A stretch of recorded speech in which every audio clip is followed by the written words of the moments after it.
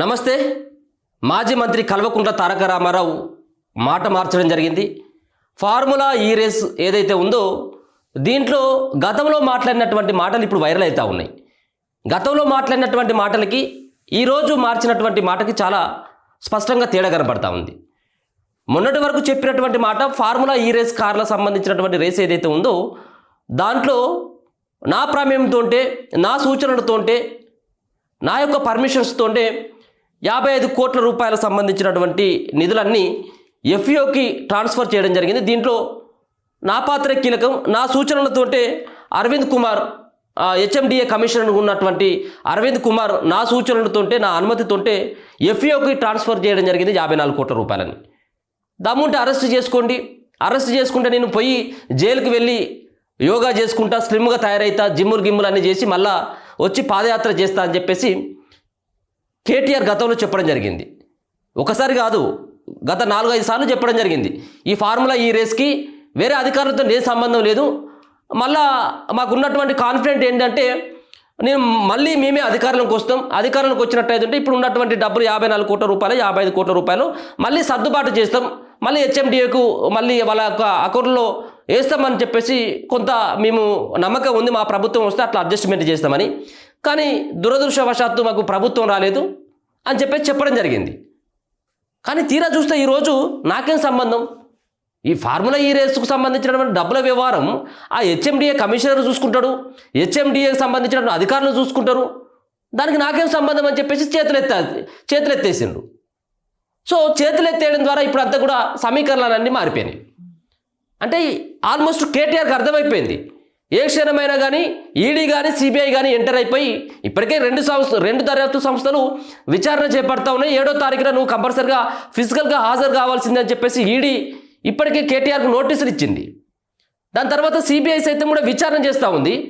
CBI విచారిస్తున్నటువంటి సందర్భంలోనే కేటీఆర్ హైకోర్టుకు వెళ్ళడం, హైకోర్టులో ఆ క్వాష్ పిటిషన్ వేయడం, ఈ కేసును కొట్టేయాలి అని చెప్పేసి ఆయన చెప్పడం. దాని తర్వాత ఏసీబీ సైతం కూడా దాంట్లో అఫిడవిట్ దాఖలు చేసిన తర్వాత ఒక సంబంధించినటువంటి హైకోర్టు నుంచి ఒక ఉత్తర్వులు రావడం జరిగింది. ఎట్టి పరిస్థితుల్లో కేటీఆర్ను అవసరమైందంటే మీరు విచారించుకోవచ్చు. ఏసీబీకి చెప్పింది హైకోర్టు, అవసరమైందంటే విచారించుకోవచ్చు.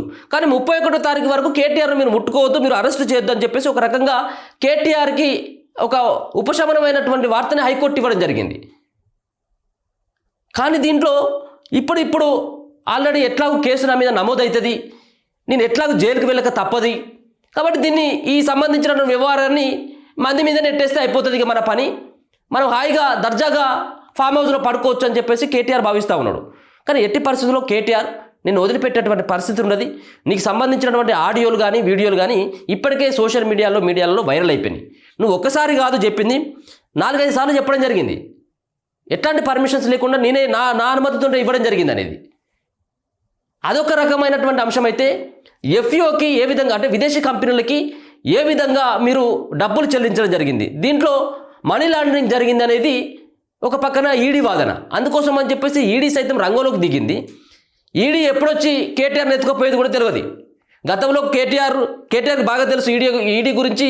అలాగే కేటీఆర్ కంటే ఎక్కువగా కల్వకుంట్ల కవితమ్మకి ఎక్కువ తెలుసు. ఎందుకంటే ఈడీ ఏదైతే లిక్కర్ స్కామ్లో హైదరాబాద్ నుంచి ఎత్తుకొని పోయి 5-6 నెలలు జైల్లో ఉంచిందో సేమ్ అదే తీరుగా ఈరోజు కేటీఆర్కి సైతం కూడా ఫార్ములా కార్ల రేసు సంబంధించినటువంటి దాంట్లో ఈడీ సైతం కూడా ఏ క్షణమైనా ఎత్తుకుపోవచ్చు. కాబట్టి దీంట్లో న్యాయ సలహాలు తీసుకొని న్యాయవాదులతో చర్చించి దీన్ని ఒకవేళ కనుక నువ్వు ప్రెస్ మీట్లో ఈ విధంగా చెప్పడం వల్ల కంపల్సరిగా నీకు ఏదో రకంగా ముప్పై ఏర్పడేటువంటి అవకాశం ఉంటుంది. అందుకోసం అని చెప్పేసి దీనికి నాకు ఎట్లాంటి సంబంధం లేదు అని అధికారుల మీదకి తోసేయని చెప్పేసి కొంత న్యాయ సలహాలు కొంతమంది ఇచ్చిందట. దాంతో కేటీఆర్ కొంత అలర్ట్ అయిపోయి నాకేం సంబంధం లేదు ఈ కేసు, అసలు ఫార్ములా కార్ రేసు ఈయన ఎంత గొప్పగా చెప్పిండు ప్రెస్ మీట్లలో. ఇది దేశ ప్రతిష్టని ఎంతో పెద్ద స్టేజ్కి తీసుకుపోయింది. ఇట్లాంటి ఫార్ములా కార్ రేసుని ఈరోజు రేవంత్ సర్కార్ అంత కుట్రపూరితంగా వ్యవహరించి ఒక చాతగాని ప్రభుత్వం ఒక రాష్ట్రంలో రాష్ట్ర పరువు ప్రతిష్టలు అంతా కూడా ఫార్ములా ఈ రేసుతోంటే ముడిపడి ఉన్నాయి. అట్లాంటి దాన్ని ఇలా వేరే దేశాలకు పంపించేటువంటి ఒక కుట్ర జరిగిందని చెప్పేసి కేటీఆర్ రాష్ట్ర ప్రభుత్వం పైన దుమ్మెత్తి పోసిండు. నేనున్నప్పుడు 700 కోట్ల రూపాయలు రాష్ట్రానికి ఆదాయం వచ్చిందని చెప్పిండు. మరి రాష్ట్రానికి ఆదాయం తీసుకొచ్చినటువంటి ఈ మునగాడు ఇలా ఎందుకు చేతులెత్తేసిండని అడుగుతా ఉన్నాం. నువ్వు ఆ రోజు మాట్లాడినటువంటి మాటకి ఎందుకు కట్టుబడి ఉండట్లేదు? నువ్వు ఆ రోజు మాట్లాడిన దాంట్లో స్పష్టంగా కనబడతా ఉన్నది. ఏమని? ఈ ఫార్ములా ఈ రేస్కి అరవింద్ కుమార్కు నా పర్మిషన్తో ఉంటే నువ్వు చేయాల్సింది ఏంటిది? ఒకవేళ కనుక నిజంగా కూడా నియమ నిబంధనలు ఎట్లా ఉంటాయంటే, ఒక పక్కన అక్టోబర్లో 2023 అక్టోబర్లో జరిగినటువంటి ఈ సంబంధించిన వ్యవహారం, అక్టోబర్లో ఏముంది? అక్టోబర్లో ఎన్నికల కోడ్ ఉన్నది. ఎన్నికల కోడ్ని ఉల్లంఘించినవు. రెండోది, పాలక మండలి ఏదైతే ఉంటుందో హెచ్ఎండిఏ అలాగే మున్సిపల్ సంబంధించినటువంటి శాఖ వాళ్ళ ఆ పాలక మండలి సంబంధించినటువంటి అనుమతి లేదు, ఓ మీటింగ్ లేదు, ఓ పాడు లేదు, వాళ్ళ అనుమతి తీసుకోలేదు. ఎన్నికల కోడ్, ఎన్నికల కమిషన్ సంబంధించినటువంటి అధికారుల యొక్క అనుమతి లేదు. విదేశీ కంపెనీలకు 55 కోట్ల రూపాయలు మీరు ట్రాన్స్ఫర్ చేసేటప్పుడు ఆర్బీఐ అనుమతి తప్పనిసరిగా ఉండాలి. ఆర్బీఐ అనుమతి లేదు, ఆర్థిక శాఖ అనుమతి లేదు. ఎవరి అనుమతి లేకుండా నువ్వు డబ్బులని ట్రాన్స్ఫర్ చేయడం జరిగింది? వీటన్నిటిని కూడా నేనే చేసినని చెప్పేసి ఒప్పుకున్నావు మళ్ళా. కానీ తీరా చూస్తే, సీన్ కట్ చేస్తే, మొత్తానికైతే మాత్రం ఈరోజు కేటీఆర్ రిప్లై అఫిడవిట్లో హైకోర్టుకు తెలిపినటువంటి అంశంలో దాంట్లో కీలకంగా మెన్షన్ చేయడం జరిగింది. నాకు దీనికి సంబంధం లేదు, ఈ సంబంధించినటువంటి వ్యవహారాన్ని అంతా కూడా హెచ్ఎండిఏ కమిషనర్ చూసుకోవాలి, హెచ్ఎండిఏ అధికారులు చూసుకోవాలి, నాకేం సంబంధం అని చెప్పేసి అంటా ఉన్నాడు. మరి దీని తర్వాత పరిణామాలు ఏ విధంగా ఉంటాయి? మరి కేవలం అరవింద్ కుమార్ని ఇంకొక సంబంధించినటువంటి వ్యక్తి ఎవరైతే ఉన్నారో ఆ ఇద్దరు మాత్రమే ఏమైనా విచారిస్తారా, లేకపోతే దీంట్లో ఏ విధంగా ఉంటుంది అనేది కూడా మనం చూడాల్సినటువంటి అంశంగా చెప్పుకోవచ్చు. చాలా రకాలైనటువంటి ప్రశ్నలు తలెత్తుతూ ఉన్నాయి.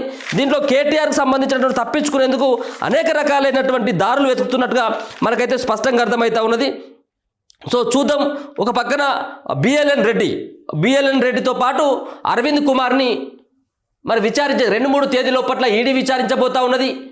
ఇప్పటికే వీళ్ళిద్దరిని సైతం కూడా విచారించేందుకు ఏసీబీ సిద్ధమైపోయింది.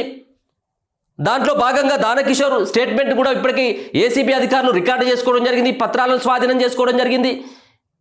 కేవలం ఉన్నటువంటి ఏ2 అనుకుంటా ఉన్నది ఈ కేసులో, ఏ2గా ఉన్నటువంటి కేటీఆరే అసలైనటువంటి వ్యక్తి. కేవలం 55 కోట్ల రూపాయలు కాదు, ఇంకా 600 కోట్ల రూపాయలు అని చెప్పి సమాచారం అందుతూ ఉన్నది. సరే, ఎన్ని కోట్ల రూపాయలకు అవకతవకలు పాల్పడడం అనేది విచారణ తర్వాత తెలుస్తుంది. నువ్వు ఆర్బీఐ పర్మిషన్ ఎందుకు తీసుకోలేదు? నీ అయ్యా ముఖ్యమంత్రిలో ఉన్నాడు, నీ బావ మంత్రిగా పనిచేస్తూ ఉన్నాడు కాబట్టి ఇక నేను అన్నిటి మునగాడు లేడు, నేనే పెద్ద మునగాడిని కాబట్టి నేను ఏ రకంగానైనా వెళ్ళినప్పటికీ నేను దీన్ని సమర్థించుకుంటాను, చట్టాలు నా అయ్యే చుట్టాలు అన్నట్టుగా మొత్తానికి ఆ వ్యవహారం అంతా నడిపి ఇలా మళ్ళీ నాకేం తెలియలేదు, నేనే సొంత పూసను అని చెప్పేసి సమర్థించుకున్నటువంటి ప్రయత్నం ఇలా కేటీఆర్ చేస్తూ ఉన్నాడు. దయచేసి ప్రజలను అర్థం చేసుకోవాల్సినటువంటి అంశం, కేటీఆర్ ఈ ఒక్క వ్యవహారం కాదు, చాలా వ్యవహారాలు ఇరుక్కుపోయాడు. భూముల వ్యవహారంలో అమయ్ కుమార్ ఇచ్చినటువంటి స్టేట్మెంట్లో సైతం కూడా కేటీఆర్ పేరు ఉంటుంది, ఫోన్ ట్యాపింగ్లో పేరున్నది, భూముల వ్యవహారంలో ఉన్నది, ఇప్పుడు ఫార్ములా రేసు దాంట్లో ఉన్నది. అంటే తవ్విన కొద్దీ ఆ పాపాల పుట్ట, కేటీఆర్ పాపాల పుట్ట ఒక్కొక్కటిగా బయటపడతా ఉన్నది. తీగలాగితే డొంక కదిలినట్టుగా మొత్తం కేటీఆర్ అలాగే కేసీఆర్ కల్వకుంట్ల ఫ్యామిలీ యొక్క చిట్టంతా బయటపడతా ఉన్నది. సో ఈడీ ఎప్పుడు వస్తుంది అన్నటువంటి ఒక భయంతో బీఆర్ఎస్ పార్టీ శ్రేణులు కావచ్చు, ముఖ్యంగా కల్వకుంట్ల ఫ్యామిలీ అంతా భయంగా ఉన్నట్టుగా స్పష్టంగా అర్థమవుతా ఉన్నది. ఏ క్షణమైనా వచ్చి ఎత్తుకొని పోతారా అన్నటువంటి దానిపైనే ఆ భయం కొద్దే అని. మరి ఒకవేళ కనుక నీకు భయం లేనట్టయితుంటే ఒప్పుకోవచ్చు కదా. నువ్వు ఆ రోజు ఏ విధంగా మాట్లాడడం జరిగిందో ప్రెస్ మీట్లో గంభీరంగా, చాతకాని దద్దమ్మలు, ఇలా ఫార్ములా కార్ రేసులు నిర్వహించలేనటువంటి అసమర్థత ముఖ్యమంత్రి, చాతగారి ముఖ్యమంత్రి అని చెప్పేసి అన్నటువంటి కేటీఆర్ మరి ఇలా ఎందుకు నాకు సంబంధం లేదు, ఫార్ములా ఈ రేసు కార్ల రేసుకు సార్ నాకేం సంబంధం లేదు అని చెప్పేసి మళ్ళీ ఎందుకు మాట మార్చినావు? పాపం అన్యాయంగా ఇలా ఇరికించేటువంటి ప్రయత్నం చేస్తూ ఉన్నాడు అధికారులని, బిఎల్ రెడ్డిని అలాగే అరవింద్ కుమార్ని. పాపం ఏమనొద్దు, వీళ్ళు కూడా దొంగలే, పాపం అనొద్దు వాళ్ళని కూడా. కానీ వాళ్ళు ఏమనేది ఉంటే నువ్వెట్లు ఇస్తావు? ఎలాంటి రైట్స్ ఉన్నాయి? మిమ్మల్ని కూడా బొక్కలేయాల్సింది తప్పది. కానీ ఒకసారి ప్రభుత్వ అధికారులు కూడా అర్థం చేసుకోవాల్సినటువంటి అంశం ఏంటిదంటే, దయచేసి ఇప్పుడున్నటువంటి ప్రభుత్వానికి కూడా మీరు బానిసలుగా పనిచేస్తే ఏదో రోజు మీ బండారం బయటపడుతుంది. వాళ్ళు ప్రజాప్రతినిధులు మంచిగా ఉన్నారు, అధికారులు మీరు ఉద్యోగాలు చేసుకుంటోళ్ళు, మీ బతుకులు బస్టాండ్ అయిపోతాయి. ఎవరు ఏ ప్రభుత్వానికి కొమ్ము కాస్తే మీరు ప్రభుత్వంలో ఉన్నటువంటి వాళ్ళు, ఏదైతే ఉద్యోగులుగా ఉన్నటువంటి వాళ్ళు ప్రజాప్రతినిధులకు కనుక కొమ్ము కాసినట్టయితే మీరు ఖచ్చితంగా ఇటువంటి వాళ్ళ చేతులు ఎత్తేసి ఇప్పుడు అరవింద్ కుమార్ వీళ్ళు ఇరకబోతా ఉన్నారు. ఆ రోజు అరవింద్ కుమార్కు నేను చెప్తాను ఇచ్చినని చెప్పిండు. ఇది సంబంధించినటువంటి జరిగినటువంటి వ్యవహారం. సరే చూద్దాం. ఒక పక్కన అరవింద్ కుమార్ సైతం కూడా కొన్ని వార్తలు రావడం జరిగింది, ఆయనే అప్రూవర్గా మారిపోతా ఉన్నాడు అనేది. అంటే అప్రూవర్గా ఆయన మారక ముందుకే కేటీఆర్ ఏమని చెప్తున్నాడు, కేటీఆర్ ఈయనను అరవింద్ కుమార్ను దోషిగా చేల్చాలి. అప్రూవర్గా కనుక ఆయనంతటా ఆయన ఇప్పుడు అరవింద్ కుమార్ రేపు మాప ఖచ్చితంగా అరవింద్ కుమార్ సైతం కూడా ఆయన చెప్తాడు మొత్తం ఈ యొక్క వ్యవహారం కాదు హెచ్ఎండిఏలో, ఎందుకంటే ఆయన కమిషనర్గా పనిచేసింది కాబట్టి కేటీఆర్ బ్యానర్ వద్ద కూడా ఆయన బయట పెడతాడు కన్ఫామ్గా. అయితే రేపు ఏం ప్రచారం చేస్తాడు, చేసినటువంటి ఏదైతే నేను అరవింద్ కుమార్ పేరు చెప్పడం వల్ల నా పైన బురద జల్లేటువంటి ప్రయత్నం చేస్తూ ఉన్నాడు అరవింద్ కుమారు, చేసిందంతా అరవింద్ కుమార్ అని చెప్పేసి ఇప్పుడు కేటీఆర్ చెప్తా ఉన్నాడు. రేపు కేటీఆర్కి సంబంధించినటువంటి వ్యవహారాలపైన అరవింద్ కుమార్ మాట్లాడతాడు కాబట్టి ఆయన మాట్లాడే ముందుగా నేనే రిలీజ్ చేస్తే బాగుంటుంది అన్నటువంటి ఒక ఉద్దేశం, ఒక కుట్రతోటి ఇలా కేటీఆర్ ఇట్లాంటి రకమైనటువంటి ఒక ప్రయత్నాలు చేస్తూ ఉన్నాడు. అరవింద్ కుమార్ ఇప్పటికైనా తెలుసుకో, బుద్ధి తెచ్చుకో, అసలు జరిగినటువంటి వ్యవహారం ఏంటిది, కేటీఆర్ కేసీఆర్ చేసినటువంటి వ్యవహారం ఏంటో బట్ట బయలు చేయి. దీంట్లో ఫార్ములా ఈ కార్ల రేస్ ఏదైతే ఉందో దీంట్లో ఏ విధంగా డబ్బులు ట్రాన్సాక్షన్ అయినాయి, ఎవరి అనుమతితో అయినాయి, ఎవరెవరు పర్మిషన్స్ ఉన్నాయి, ఎవరికి సంబంధించినటువంటి వాటా ఎంత, దీంట్లో వచ్చినటువంటి లాభాలు ఏంటి, నష్టాలు ఏంటి అన్నటువంటి దానిపైన అరవింద్కి చాలా క్లారిటీ ఉంటుంది. ఎందుకంటే ఆ కమిషనర్గా పనిచేసింది కాబట్టి, సీనియర్ ఐఏఎస్ అధికారి అయినా. సో చూద్దాం మరి ఈ దీంట్లో కేటీఆర్ ఏమైనా తప్పించుకుంటాడా, కేటీఆర్ దొంగగా దోషిగా ఏమైనా ఈడీ కానీ సిబిఐ కానీ తెలుస్తుందా అనేది కూడా మనం చూడాలి. మొత్తానికైతే మాత్రం మాట్లాడినటువంటి మాటల్ని దాటవేసేటువంటి ప్రయత్నం అయితే కేటీఆర్ ఒక విజయవంతంగా చేసిండు. కానీ ఇప్పుడు ఎవరు కూడా ప్రజలు నమ్మేటువంటి పరిస్థితి కాదు. 4-5 మీటింగ్లలో ఇదే విషయం చెప్పిండు, ఇప్పుడేమో మాట మార్చి నాకు సంబంధం లేదని చెప్పేసి చెప్పడం. ఇలా నువ్వు కేవలం తాత్కాలికంగా కోర్టులకు చెప్పుకోవడానికి, కోర్టుకు ఏమైనా చెప్పుకోవడానికి నీకు ఇట్లాంటి ఏమైనా ఉంటేమో ఆధారాలు తప్పించి ప్రజలందరూ కూడా నీ ప్రెస్ మీట్ కూడా చూడడం జరిగింది. నువ్వు ఆడుతున్న పెద్ద డ్రామా, ఇది డ్రామా కాదు, కల్వకుంట్ల వారి డ్రామా అనేది ప్రజలకు అందరికీ తెలుసు. సో చూద్దాం మరి ఏ విధంగా ఉంటుంది ఈ స్టేట్మెంట్ తర్వాత అనేది కూడా చూడాల్సినటువంటి పరిస్థితి. చూస్తూనే ఉండండి మన తొలి వెలుగు.